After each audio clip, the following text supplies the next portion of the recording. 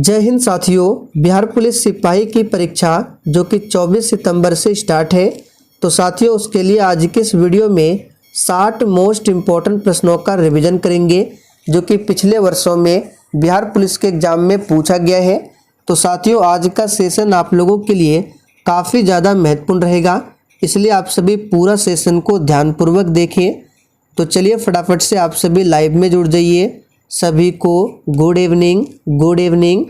तो साथियों पहला प्रश्न आपके सामने है, अंग्रेजी सरकार द्वारा किस ईस्वी में सूती वस्त्रों पर आयात कर हटा लिया गया था? वेरी इंपॉर्टेंट प्रश्न है। चलिए आप सभी आंसर बताइए। और साथियों अगर आपको इन सेट में किसी भी प्रश्न का आंसर पहले से आता हो तो आंसर करने के लिए आप लोगों को नीचे लाइव चैट का ऑप्शन मिल रहा होगा, इसलिए प्रत्येक स्टूडेंट को नीचे लाइव चैट में अपना अपना आंसर देना है, जिससे आपका प्रॉपर तरीके से रिवीजन भी हो। तो साथियों अंग्रेजी सरकार द्वारा किस ईस्वी में सूती वस्त्रों पर आयात कर को हटा लिया गया था? तो यहाँ पर पहले प्रश्न का सही जवाब है ऑप्शन सी 1882 में। ध्यान रखेंगे कब हटा लिया गया था, तो 1882 में। चलिए आगे बढ़ते हैं। मध्यकालीन इतिहास खाली स्थान से खाली स्थान तक कहा जाता है? बिल्कुल एक नंबर का प्रश्न है, फटाफट से आंसर कीजिए। तो देखिए साथियों मध्यकालीन इतिहास जो है ये 8वीं शताब्दी से, ध्यान रखिएगा 8वीं शताब्दी से 16वीं शताब्दी तक को कहा जाता है। तो यहाँ पर बी ऑप्शन आपका सही जवाब है। 8वीं शताब्दी से ही मध्यकाल की शुरुआत होती है। चलिए आगे देखिए। मनुष्य द्वारा पहली बार नियोलिथिक युग में पालतू बनाया जाने वाला पशु कौन सा था? और साथियों आज के सेशन को पूरा लास्ट तक देखना है। और चलिए आपको एक टारगेट देते हैं, 60 प्रश्न में से आज आपको कम से कम 50 प्रश्नों के सही सही आंसर करने हैं। तो टारगेट को ध्यान में रखकर चलना है। तो साथियों मनुष्य द्वारा पहली बार नियोलिथिक युग में पालतू बनाया गया था कुत्ता को। तो सी ऑप्शन जो ही बच्चे दिए हैं बिल्कुल सही जवाब है, कुत्ता को ध्यान रखेंगे। चलिए आगे देखिए। और देखिए पूछा जाता है कि मानव ने खेती करना प्रारंभ किस युग से किया था? तो याद रखिएगा नवपाषाण युग से। आगे देखिए मुगल काल का पतन शुरू हुआ? बिल्कुल आपको सोच समझकर आंसर करना है। और साथियों प्रैक्टिस सेट में आपके जितने भी प्रश्न सही होते हैं आपको कॉपी में लिखते जाना है।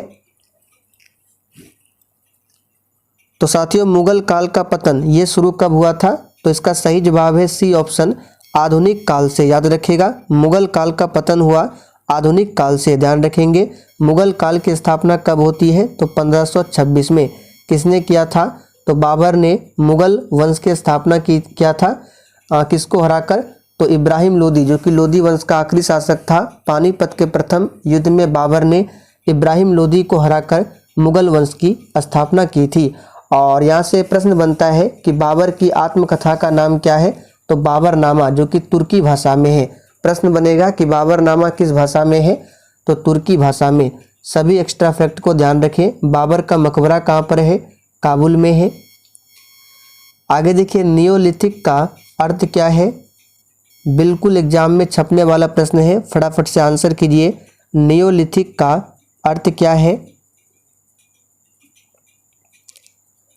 तो प्यारे साथियों नियोलिथिक का अर्थ होता है नवपाषाण काल। तो सी ऑप्शन जो ही बच्चे बता रहे हैं उनका बिल्कुल सही जवाब है। नियोलिथिक का अर्थ क्या है? तो नवपाषाण काल, ध्यान रखेंगे। आगे देखिए मगध राज्य की प्राचीनतम राजधानी कहाँ पर थी? चलिए 6 के लिए आंसर कीजिए।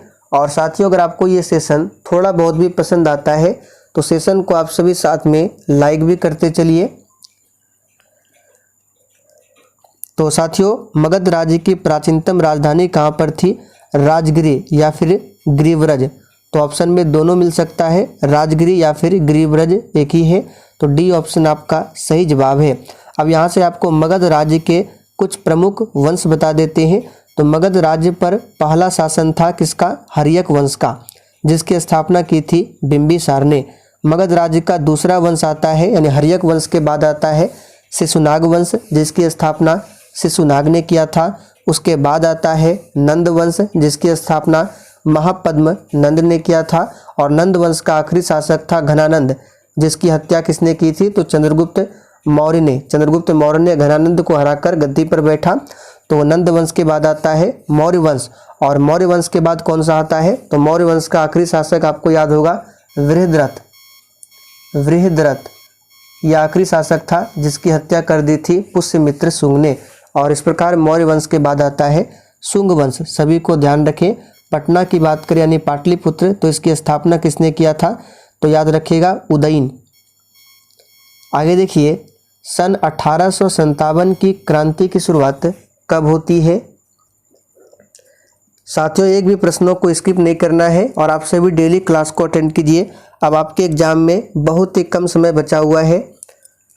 तो प्यारे साथियों 1857 की क्रांति की शुरुआत होती है उत्तर प्रदेश के मेरठ से। किस तिथि से? तो 10 मई से, ध्यान रखेंगे। और 1857 की क्रांति का प्रतीक चिन्ह पूछा जाता है तो कमल और चपाती। याद रखिएगा क्या? कमल और चपाती। तो सी ऑप्शन आपका सही जवाब है, ध्यान रखें। चलिए आगे बढ़ते हैं। जल प्रपात का निर्माण निम्नलिखित में से किस कारक द्वारा होता है? ये सभी प्रश्न ऑलरेडी बिहार पुलिस के एग्जाम में पूछा जा चुका है। तो यहाँ पर इस प्रश्न का आंसर क्या होगा? तो साथियों जल प्रपात का निर्माण जो है ये नदी द्वारा होता है। तो पहला ऑप्शन आपका सही जवाब है, नदी द्वारा। पर्यावरण के जैविक व अजैविक घटकों के अंतर संबंध का अध्ययन क्या कहलाता है? तो साथियों ये कहलाता है पारिस्थितिकी। तो यहाँ पर पहला ऑप्शन आपका सही जवाब है, पारिस्थितिकी, ध्यान रखेंगे। चलिए आगे बढ़ते हैं।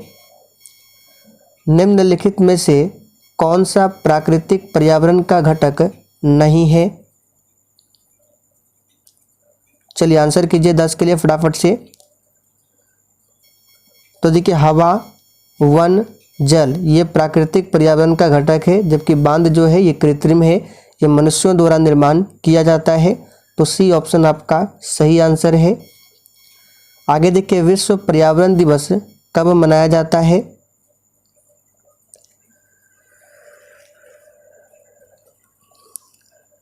तो साथियों विश्व पर्यावरण दिवस प्रत्येक वर्ष 5 जून को मनाया जाता है। और विश्व पर्यावरण दिवस 2023 की थीम क्या थी? पूछा जा सकता है। तो सॉल्यूशंस टू प्लास्टिक पॉल्यूशन, याद रखिएगा ये विश्व पर्यावरण दिवस 2023 की थीम है, ध्यान रखेंगे। और 5 अक्टूबर को क्या मनाया जाता है? तो 5 अक्टूबर को विश्व परिवेश दिवस मनाया जाता है।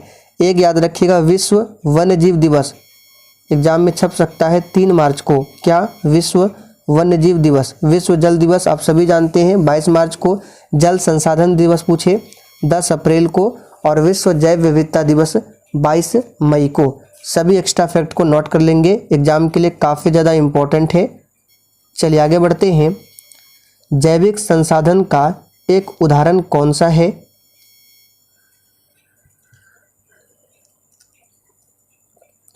तो साथियों यहाँ पर सही जवाब है वन। वन क्या है? तो जैविक संसाधन का एक उदाहरण है।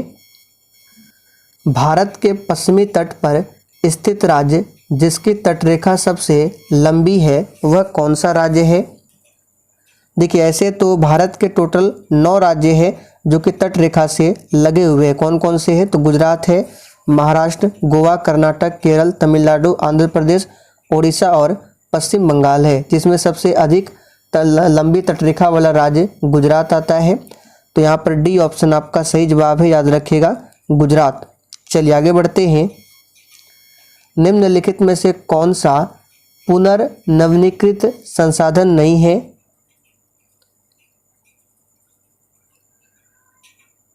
तो इसका सही जवाब है लौह अयस्क। बी ऑप्शन जो ही बच्चे दिए हैं बिल्कुल सही जवाब है।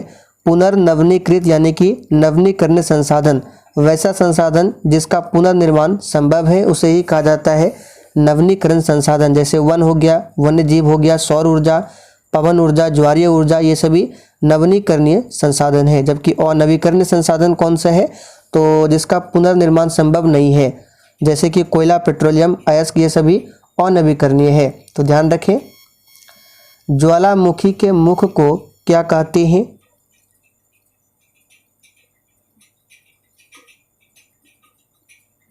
तो साथियों ज्वालामुखी के मुख को कहा जाता है क्रेटर।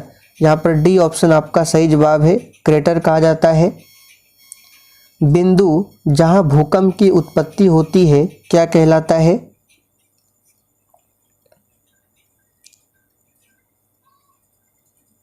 तो साथियों बिंदु जहाँ पर भूकंप की उत्पत्ति होती है भूकंप केंद्र कहलाता है। यहाँ पर बी ऑप्शन आपका सही जवाब है। भूकंप के अध्ययन को क्या कहते हैं? सिस्मोलॉजी। ध्यान रखेंगे, भूकंप के अध्ययन को क्या कहते हैं? सिस्मोलॉजी। और भूकंप की तीव्रता को किसमें मापते हैं? तो रिएक्टर स्केल में। निम्नलिखित में से कौन नदी की निक्षेपण क्रिया द्वारा बनता है? चलिए मोस्ट वीवीआई क्वेश्चन है, फटाफट से आंसर बताइए। निम्नलिखित में से कौन नदी की निक्षेपण क्रिया द्वारा बनता है? तो याद रखिएगा ये डेल्टा बनता है। यहाँ पर सी ऑप्शन आपका सही जवाब है, डेल्टा। आगे देखिए, भूकंप से संबंधित अध्ययन क्या कहलाता है? तो अभी हमने आपको बताया था, आंसर बताइए। भूकंप से संबंधित अध्ययन क्या कहलाता है? तो याद रखिएगा सिस्मोलॉजी। यहाँ पर सी ऑप्शन आपका सही जवाब है। क्या कहलाता है? तो सिस्मोलॉजी। चलिए आगे बढ़ते हैं। जानवर जो पेरियार राष्ट्रीय उद्यान के मुख्यतः संरक्षण में है वह कौन सा है? और साथियों जिसने अभी तक लाइक नहीं किया है प्लीज़ आप सभी से रिक्वेस्ट है कि फटाफट से आप सभी सेशन को लाइक कर दीजिए। तो जानवर जो पेरियार राष्ट्रीय उद्यान के मुख्यतः संरक्षण में है वह है क्या? तो हाथी। यहाँ पर बी ऑप्शन आपका सही जवाब है, याद रखिएगा हाथी। पेरियार राष्ट्रीय उद्यान ये किस राज्य में है? तो याद रखिएगा ये केरल राज्य में स्थित है। और गेंडा की बात करें, एक सींग वाले गेंडे के लिए कौन सा राष्ट्रीय उद्यान है? तो काजीरंगा राष्ट्रीय उद्यान जो कि असम में स्थित है। चलिए आगे बढ़ते हैं। भीतरकनिका पूछा जाता है, किसमें संरक्षण है? तो कछुआ का। ध्यान रखेंगे। कस्तूरी मृग के लिए कौन सा राष्ट्रीय अभ्यारण्य है? तो शिकारी देवी अभ्यारण्य जो कि हिमाचल प्रदेश में है, कस्तूरी मृग के लिए है। ध्यान रखेंगे। जंगली गधा के लिए पूछा जाता है, तो कच्छ का जो छोटा रण है गुजरात जंगली गधा के लिए प्रसिद्ध है। और एक याद रखिएगा मोस्ट इम्पोर्टेंट है एशियाई सिंह। तो एशियाई सिंह के लिए है गिर राष्ट्रीय उद्यान जो कि गुजरात में है। सभी एक्स्ट्रा फैक्ट को ध्यान रखें। शहर जो भारत का कॉटन पॉलिश के नाम से जाना जाता है वह कौन सा शहर है? तो साथियों वह शहर है मुंबई। यहाँ पर सी ऑप्शन आपका सही जवाब है, मुंबई। याद रखिएगा। अब यहाँ पे देखिए भारत का मैनचेस्टर याद रखिएगा किसे कहा जाता है? तो अहमदाबाद को भारत का मैनचेस्टर कहा जाता है। उत्तर भारत का मैनचेस्टर कानपुर को कहा जाता है। दक्षिण भारत का मैनचेस्टर कोयम्बटूर को कहा जाता है। सभी को ध्यान रखें। चलिए आगे बढ़ते हैं। कोलकाता की बात करें तो ये हुगली नदी के किनारे बसा हुआ है, पश्चिम बंगाल की राजधानी। अंतरिक्ष में जाने वाली पहली भारतीय महिला कौन थी?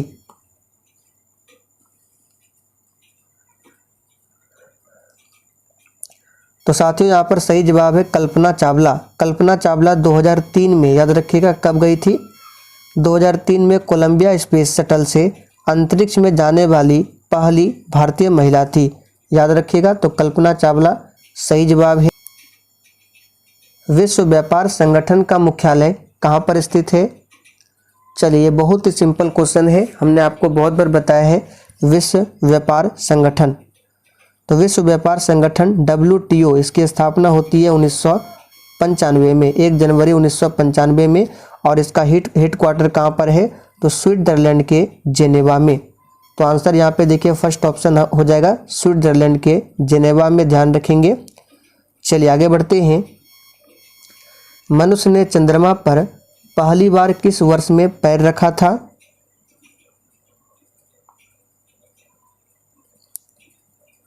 तो याद रखिएगा सही जवाब है 1969 में।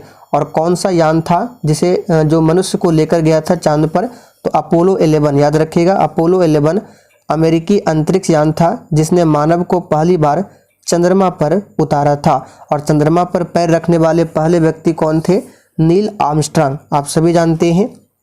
चलिए आगे बढ़ते हैं। रहमतुल्लाह कप किस खेल से जुड़ा हुआ है? तो साथियों रहमतुल्लाह कप की बात करें ये बैडमिंटन से जुड़ा हुआ है। यहाँ पर सी ऑप्शन आपका सही जवाब है, बैडमिंटन। सुधीरमन कब पूछा जाता है, जो कि बैडमिंटन से जुड़ा हुआ है, याद रखिएगा। चलिए आगे बढ़ते हैं यहाँ से। थॉमस कप पूछा जाता है, तो आप लोग कमेंट करके बताइए थॉमस कप किससे जुड़ा हुआ है। द्वितीय महायुद्ध के अंतिम चरण में परमाणु बम विस्फोट से कौन सा शहर सबसे ज़्यादा प्रभावित हुआ था। चलिए 27 के लिए आंसर कीजिए फटाफट से आप सभी। तो द्वितीय महायुद्ध के अंतिम चरण में परमाणु बम विस्फोट से कौन सा शहर, तो हिरोशिमा।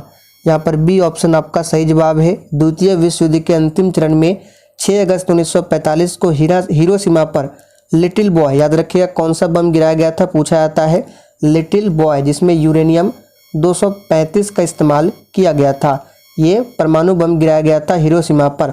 और उसके ठीक 3 दिन बाद यानी 9 अगस्त 1945 को नागासाकी पर बम का नाम क्या था, फैट मैन। दोनों याद रखिएगा, यहाँ से प्रश्न बन सकता है।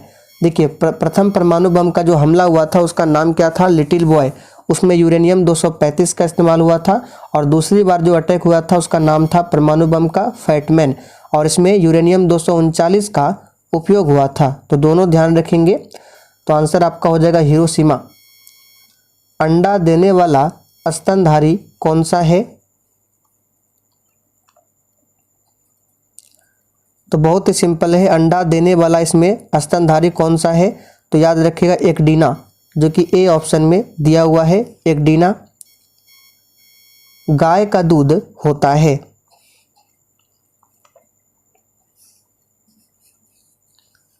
तो साथियों गाय का दूध होता है, याद रखिएगा कम वसायुक्त। यहाँ पर बी ऑप्शन आपका सही जवाब है, कम वसायुक्त। और दूध में कौन सा प्रोटीन पाया जाता है, तो केसिन नामक प्रोटीन पाया जाता है दूध में। और दूध में कौन सा विटामिन नहीं पाया जाता है, तो विटामिन सी नहीं पाया जाता है। आगे देखिए, उल्लू की आंख में पाई जाती है केवल,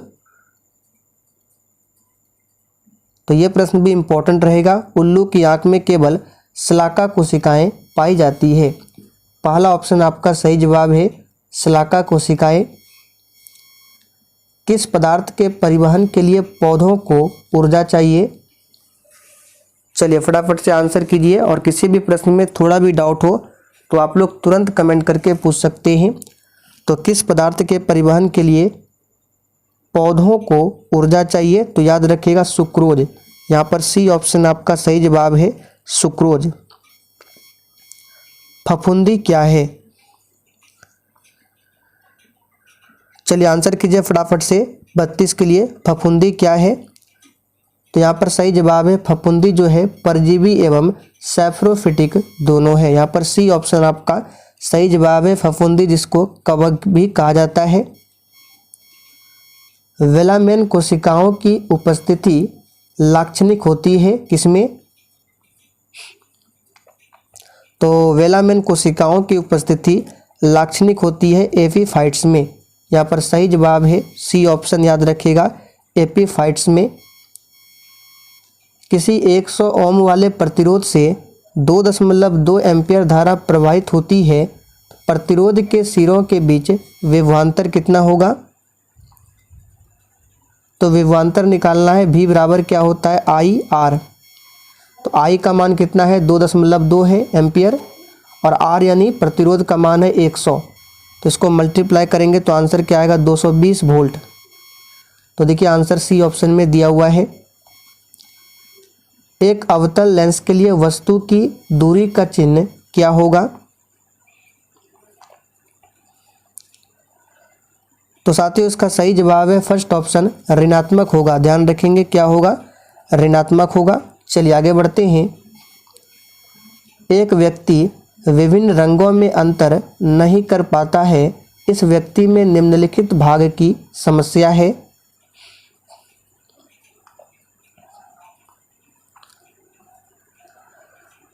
तो यहाँ पर इसका सही जवाब क्या हो जाएगा, सी ऑप्शन कौन्स। याद रखिएगा ऑप्शन के अकॉर्डिंग एक व्यक्ति विभिन्न रंगों में अंतर नहीं कर पाता है क्योंकि इस व्यक्ति में कौन्स की समस्या है। ध्यान रखेंगे कौन्स जो होता है कोशिका द्वारा रंग का पता लगाया जाता है। चलिए आगे बढ़ते हैं।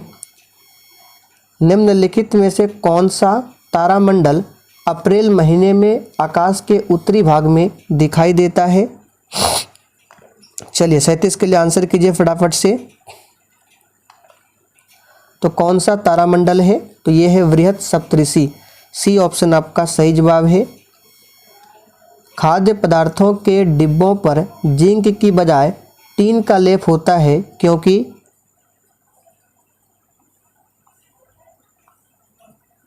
तो साथियों टीन की अपेक्षा जिंक जो है अधिक अभिक्रियाशील होता है, इसलिए। तो यहाँ पर सी ऑप्शन आपका सही जवाब है। नाभिकीय ऊर्जा गृहों में कौन सा ईंधन इस्तेमाल होता है? तो साथियों इसका सही जवाब है डी ऑप्शन, यूरेनियम 235 का इस्तेमाल होता है, ध्यान रखेंगे। और देखिए नाभिकीय जो ऊर्जा उत्पन्न की जाती है इसमें भारी जल का इस्तेमाल किया जाता है, किस रूप में? तो मॉडरेटर यानी मंदक के रूप में प्रयोग किया जाता है भारी जल का। और नियंत्रण के लिए किसका उपयोग किया जाता है? तो नाभिकीय रिएक्टर को, जो नाभिकीय रिएक्टर में जो नाभिकीय ऊर्जा उत्पन्न होती है तो इसके नियंत्रण के लिए कैडमियम, याद रखिएगा, कैडमियम या फिर बोरॉन की छड़ का उपयोग होता है नियंत्रक के रूप में, ध्यान रखेंगे। और भारत का प्रथम नाभिकीय रिएक्टर पूछे उसका नाम क्या है? तो अप्सरा। इन सभी एक्स्ट्रा फैक्ट को ध्यान रखेंगे। चलिए आंसर बताएंगे। कार्बन 14 में न्यूट्रॉन की संख्या कितनी होती है? तो हमने न्यूट्रॉन की संख्या निकालने के लिए बताया था, क्या करेंगे, इसका आंसर क्या होगा? तो ऊपर देखिए 14 है जिसको परमाणु द्रव्यमान कहते हैं, नीचे इलेक्ट्रॉन या फिर प्रोटॉन की संख्या है। तो 14 में 6 को माइनस कीजिए, 8 आपका आंसर हो जाएगा। जब तनु HCl को लौह चूर्ण पर डाला जाता है तो कौन सी गैस निकलती है? तो बहुत ही सिंपल है, इसमें हाइड्रोजन गैस निकलती है। हाइड्रोजन को भविष्य का ईंधन माना गया है। सूर्य में उपस्थित नाभिकीय ईंधन कौन सा है? तो साथियों सूर्य में उपस्थित नाभिकीय ईंधन है हाइड्रोजन। सूर्य में मुख्य रूप से 2 गैसें होती है, हाइड्रोजन और हीलियम, ध्यान रखेंगे। और सूर्य जो है नाभिकीय संलयन के सिद्धांत पर काम करता है, जबकि परमाणु बम नाभिकीय विखंडन पर, हाइड्रोजन बम नाभिकीय संलयन पर। निम्नलिखित में से कौन जैव मात्रा ऊर्जा का स्रोत नहीं है? तो सही जवाब है मृदा, याद रखिएगा, यहाँ पर सी ऑप्शन सही है, मृदा। आगे देखिए पदार्थ का सबसे छोटा कण जो पदार्थ की सब विशेषता बताता है वह कौन सा है? तो साथियों वह है अणु। यहाँ पर डी ऑप्शन आपका सही जवाब है, अणु। आगे देखिए महान शहीद भगत सिंह, सुखदेव और राजगुरु को जब फांसी दी गई तब भारत का वायसराय कौन था? चलिए 45 के लिए फटाफट से आंसर कीजिए। तो साथियों इसका सही जवाब है बी ऑप्शन, लॉर्ड इरविन था, याद रखिएगा। लॉर्ड इरविन का भारत में वायसराय का कार्यकाल था 1926 से लेकर 1931 तक। और फांसी कब दिया गया था तीनों को? तो 23 मार्च 1931 को, ध्यान रखेंगे, डेट भी पूछा जाता है। लॉर्ड चैम्सफोर्ड के शासनकाल में ही 13 अप्रैल 1919 को जालियांवाला बाग हत्याकांड की घटना होती है पंजाब के अमृतसर में। ब्रह्म समाज का संस्थापक कौन था?